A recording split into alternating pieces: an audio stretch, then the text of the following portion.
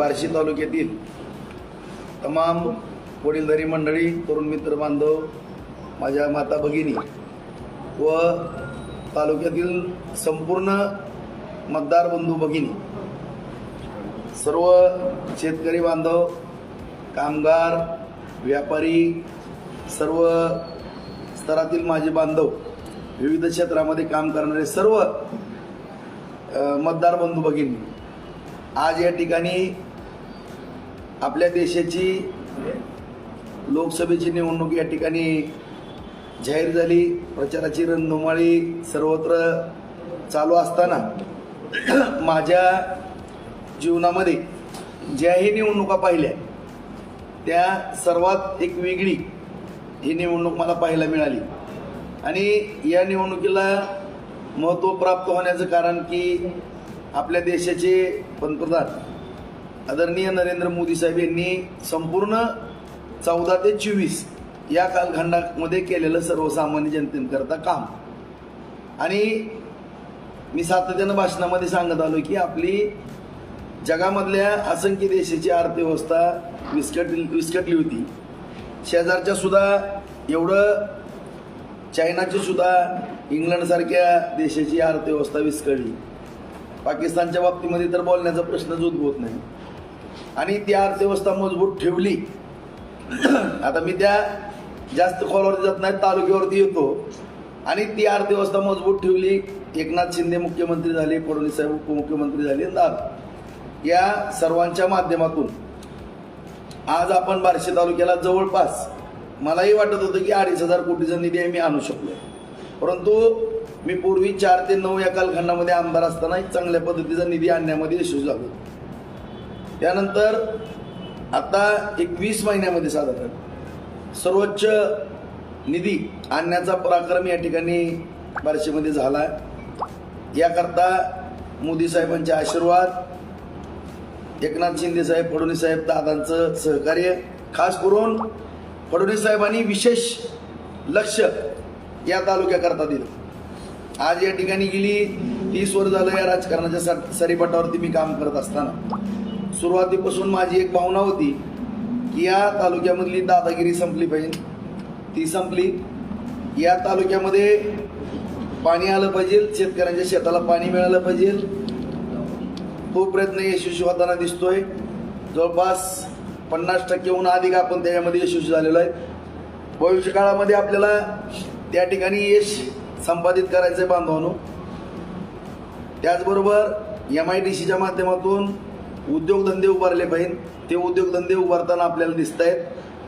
आज इंद्रेश्वर कारखाना, त्यालाही फडणवीस साहेबांनी मदत केली, बंद पडू लागला होता. आर्यन बंद पडला होता, त्यालाही मदत केलेली आहे. भविष्यात आपल्याला संतनात चालू करायचं आहे. संतनातच्या जागेमध्ये आपल्याला MIDC करायची. उपळा या ठिकाणी MIDC करायची. कौडगावला ऑलरेडी MIDC मंजूर आहे. आणि या ठिकाणी टेक्स्टाईल पार्कचं सगळं प्रपोजल तयार आहे.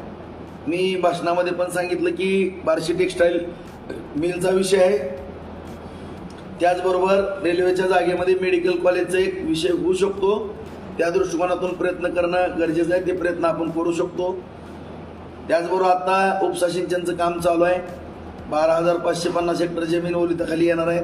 3रा टप्पा, जेणेकरून ढाळे पिंपळगावच्या धरणात पाणी आणण्याची मंजुरी आणखीन घेणं बाकी आहे. भोगावती नदीमध्ये पाणी घेणं, त्याच्या मंजुऱ्या घेणं बाकी आहे. त्याकरता आपला पाठपुरावा चालू आहे. 37 साठवण तलाव मंजूर आहेत, त्यापैकी 35चं काम चालू आहे. आणखीनही जवळपास 100चं उद्दिष्ट आपण त्या ठिकाणी 101चं ठेवलेलं आहे. त्याचबरोबर गोरवाड्याला 9 KTवर करायचे आहेत. उर्वरित नद्यांवरती पण KTवर करायचे आहेत, जेणेकरून शेतकऱ्यांच्या शेतीला पाणी मिळालं पाहिजे. रस्त्यांच्या बाबतीमध्ये तर दळणवळणाची साधनं आपण 70%हून अधिक कामं या ठिकाणी ग्रामीण भागातली करू शकलो. मेन रस्ते तर आपण सोलापूर रस्ता, धाराशिव परांडा रस्ता, इडशी टिंभुर्णी रस्ता, आता तुळजापूर रस्ता, ह्या सगळ्या बाबी आपण जवळपास तुळजापूर रस्त्याचं टेंडर प्रक्रियेमध्ये विषय आहे. आणि गावागावामध्ये तर जलजीवन मिशन किंवा कमीत कमी 1 कोटी ते 10-5 कोटीपर्यंत आपण निधी देण्यामध्ये यशस्वी झाले. या ठिकाणी या सर्व बाबी या ठिकाणी होत असताना तालुका हा अर्थकारणामध्ये मजबूत होत असताना, मी प्रचार करत असताना मला काही बाबी या ठिकाणी निदर्शनास आलेले आहेत. कारण मी एक हाडाचा कार्यकर्ता आहे.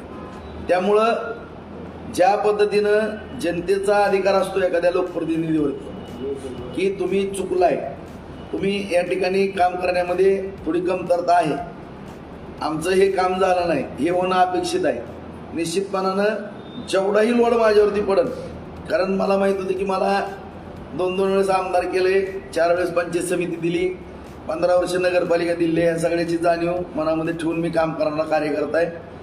प्रचंड लोड आणि ताण घेऊन या ठिकाणी मी काम करत असताना शेतकऱ्यांना सुद्धा कुठंही अडचण आली नाही. कशाचे पैसे पडतात अकाउंटवर ते पण लक्षात येत नव्हतं. एवढा पैसा आपण 422 कोटी रुपये 5 वर्षामध्ये आपण अतिवृष्टी, सततचा पाऊस, पीक विमा, दुष्काळ निधी, येलो मोजाक हे सगळे निधी टाकले.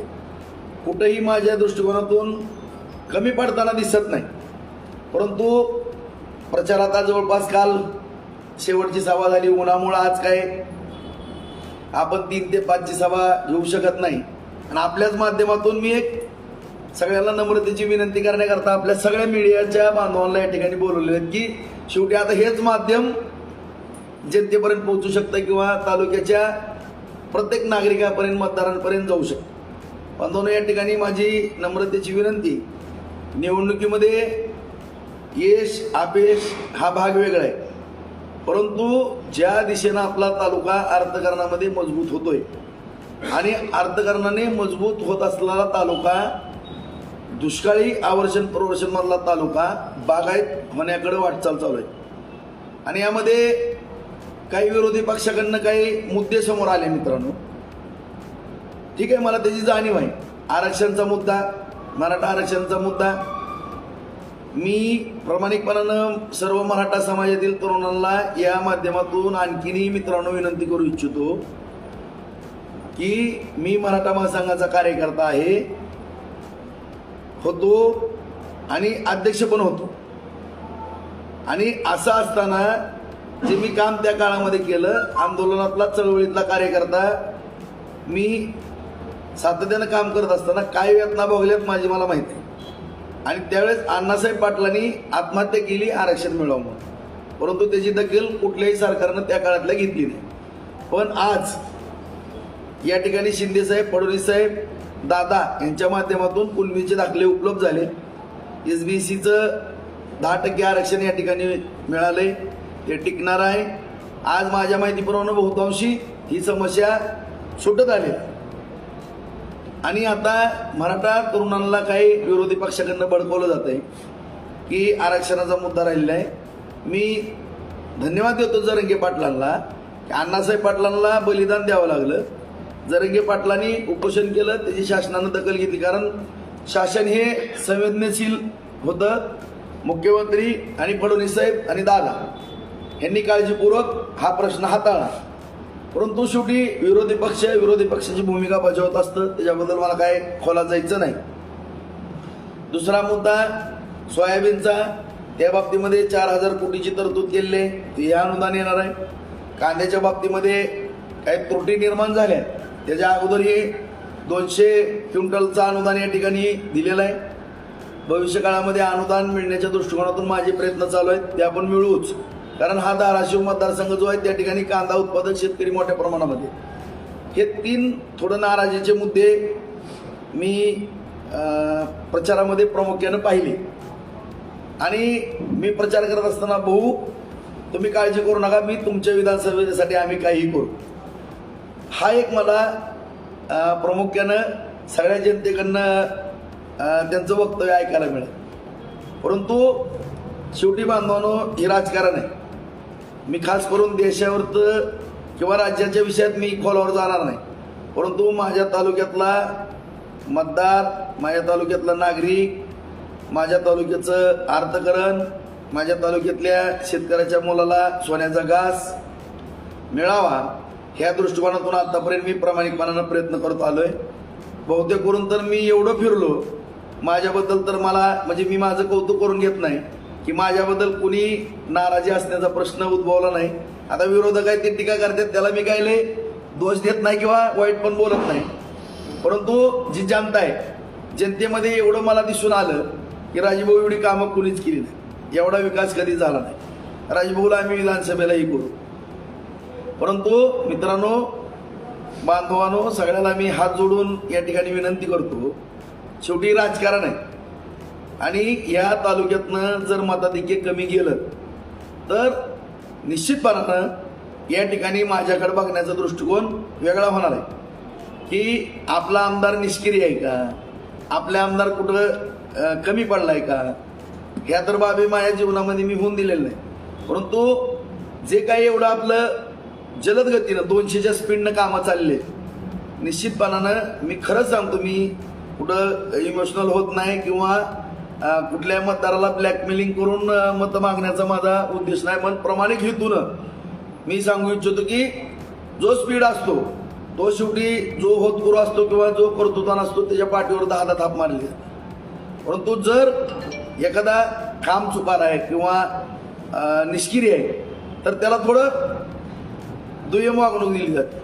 जर मला चांगली वागणूक मिळायची असेल आणि आपल्या बार्शीला चांगलं करून घ्यायचं असेल तर माझी आणखीनही वेळ गेली नाही की सगळे मुद्दे सुटलेले आहेत. आरक्षणाच्या बाबतीमध्ये मराठा तरुणांनी आता तो विषय बऱ्यापैकी निघलेला आहे. त्या विषयाकडे काय ज्या अडचणी असतील त्या आमच्यापर्यंत पोहोचव्या. पुढं आमच्या विधानसभा आहेत, पुढं आम्हाला वेगळ्या आणखीन निवडणुका लढवाव्या. थोडा आणखीन काय किंचित जरी किंतु असेल तर आमच्याबरोबर चांगली चर्चा करावी. एका लुगडीनं बाई म्हातारी होत नाही. आम्ही 10 वेळा तुमच्या दारात आम्हाला यायचं. त्यामुळे आम्ही एकदा तुम्हाला फसवलं किंवा चुकीची माहिती दिली किंवा शब्द दिला आणि बदललो तर तुमच्या हातात आणखीन पुढच्या 10 निवडणूक आहेत. त्याच्यामुळं ही निवडणूक देशाच्या हिताकरता महत्वाची. आज नरेंद्र मोदी साहेबांसारखा कर्तृत्वान पंतप्रधान होत असताना तिसऱ्यांदा या ठिकाणी होत आहेत पंतप्रधान, आपल्या भागातलं मत जाणं गरजेचं आहे. त्यात खास करून बार्शीतनं लीड मिळणं गरजेचं आहे की जेणेकरून तिन्ही मुद्दे जे ते मी हाताळायला सक्षम आहे.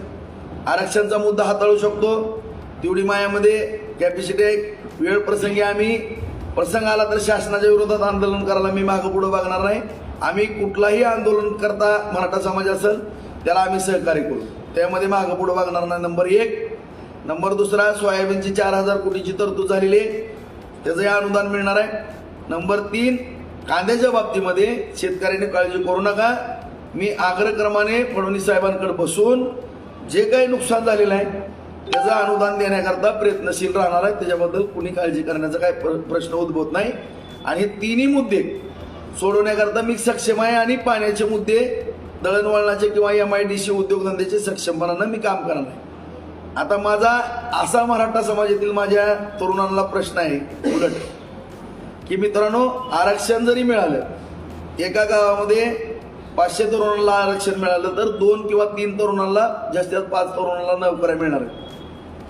495 तरुण नोकरीविना राहणार आहेत. शेवटी मराठा समाजाला शेतजमीन हा एक प्रमुख व्यवसाय आहे.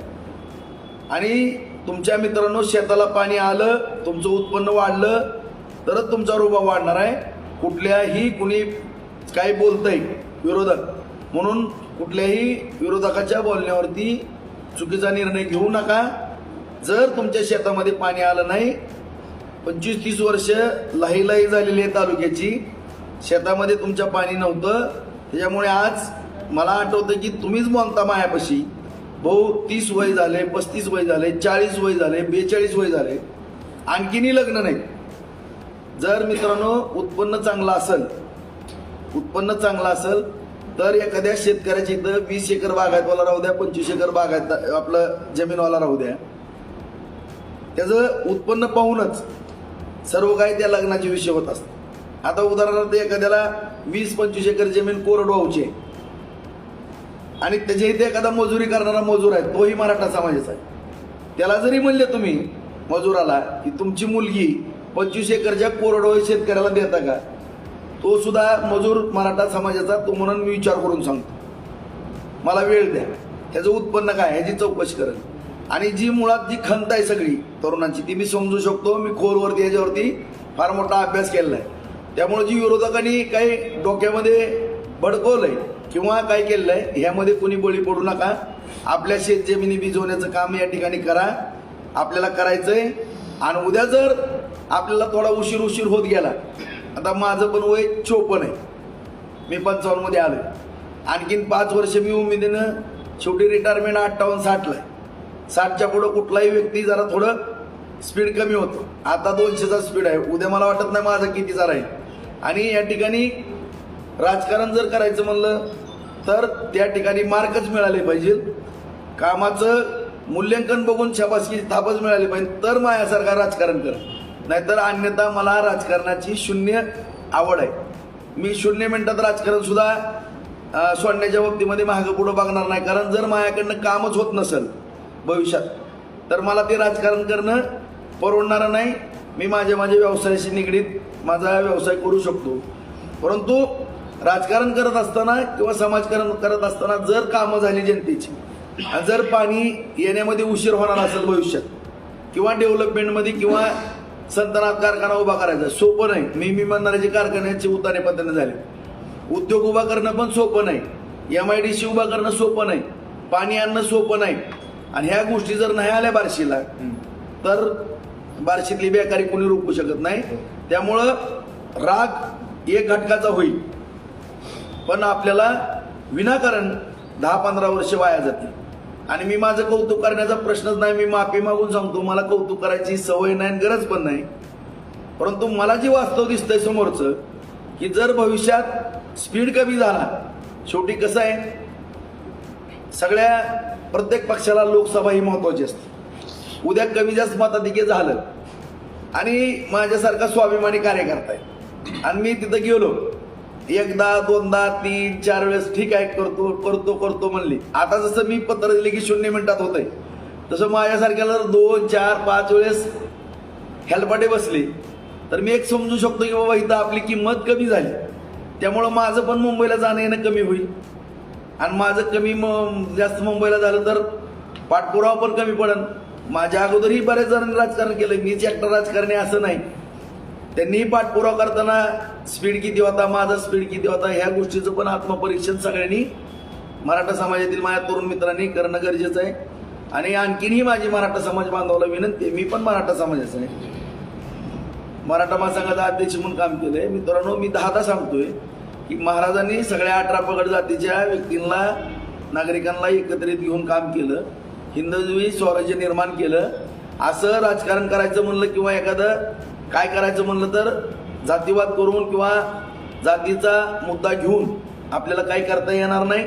शेवटी गाव पातळीवरती दोन्ही गट जे असतात ते मराठा समाजाचे असतात. प्रामुख्यानं ग्रामीण भागामध्ये माझ्या माहितीप्रमाणे 70 ते 75% मराठा समाजाचं प्रभुत्व आहे. सरपंच करायचा म्हणलं तर मराठा समाजाचा सरपंच असतो, विरोधी पक्षात पण मराठा समाजाचा असतो. जरी SCचं किंवा OBCचं आरक्षण असेल तरी त्याचं नेतृत्व बहुतांशी मराठा समाजाच्या दोन्ही पार्ट्याचे नेते मराठा समाजाचे असतात. आपल्याला ज्या पद्धतीनं छत्रपती शिवरायांकडे आपण बघा, सगळ्या जाती धर्माला घेऊन त्यांनी स्वराज्याची निर्मिती केली, हिंदवी स्वराज्य निर्माण केलं. तसंच तुम्हाला पण सरपंच होताना सगळ्या जाती धर्माला घेऊन सरपंच व्हावं लागणार आहे, जिल्हा परिषद सदस्य व्हावं लागणार आहे, पंचायत समिती सदस्य व्हावं लागणार आहे, सोसायटीचा चेअरमन व्हावं लागणार आहे, आमदार व्हावं लागणार आहे, खासदार व्हावं. ह्याच्यामुळं जातीवादाचे मुद्दे बाजूला काढा, आपल्या देशहिताचा निर्णय घ्या आणि आपापली जमीन बागायत करून पोटा पाण्याचं बघा. एक जर राग कधी काढायला गेला आता कुणावर तर कमीत कमी 10-15 वर्ष बॅकफूटवर आल्याशिवाय आपण राहणार नाही. एवढीच मला नम्रतेची विनंती. आता ह्याच्यापेक्षा काय मी प्रत्येक भाषणामध्ये मी सांगितलं, कारण आपल्या सगळ्यांनाच माहित आहे की ही गोष्ट लपून राहत नसती. माझ्या विधानसभेमध्ये सुद्धा मी एवढा प्रचार केलेला नाही, पण जे वास्तव मला दिसलं की भाऊ काळजी करू नका, आम्ही विधानसभेला मतदान देतो. भले माझी विनंती आहे की एखाद्या विधानसभेला मला थांबायला सांगा, मी थांबतो.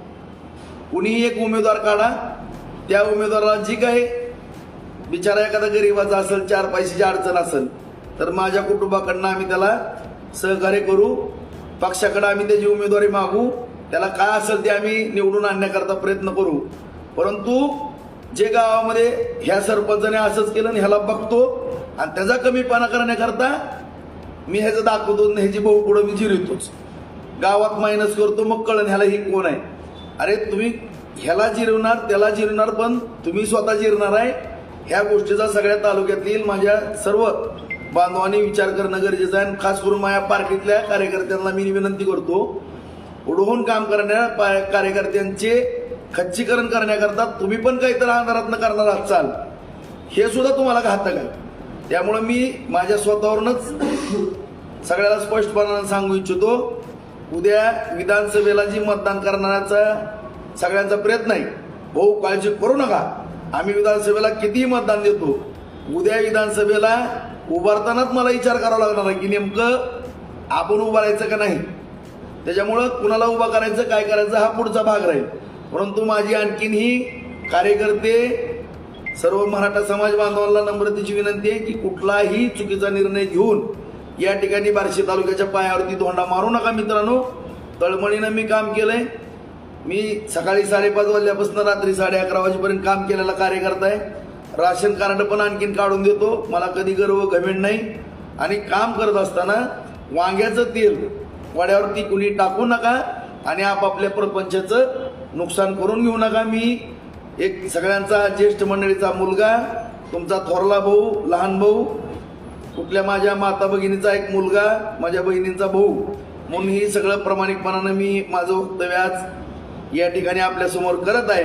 आणि ह्याच्या उपर जर पुढं भविष्यात आपण 10-15 वर्ष मागं चाललो तर ह्याचा दोष येण्या अगोदरच आम्ही पुढं राजकारणामध्ये काय करायचं का नाही ह्याचा निर्णय तुम्हीच घ्या आणि तुमच्या भविष्याचा निर्णय पण तुम्हीच घ्या. आणि जर आपला खासदार चांगल्या मतानं निवडून आला तर तुम्ही त्याची पण काळजी करू नका. जी आश्वासनं मी दिल्यात या आश्वासनं 100% पूर्ण करून देण्याची जबाबदारी राजेंद्र राऊत या कार्यकर्त्याची असेल. आता ह्याच्या पुढे मी काही जास्त भाषणं नाही, बोलणं नाही, काही नाही. हाच माझा एक आपल्याला विनंतीपूर्वक संदेश आणि नम्रतेचं काय जे असेल तळमळीचं तुमच्या लेकराबाळांच्या जीवनाचं भविष्य मी या ठिकाणी व्यक्त केलेलं आहे. ह्याच्या उपर जो निर्णय घ्यायचा आहे तो आपण मराठा समाजातल्या तरुणांनी घ्यावा एवढीच विनंती करतो. आणि सगळ्याला जय हिंद, जय महाराष्ट्र, जय भवानी, जय शिवराय.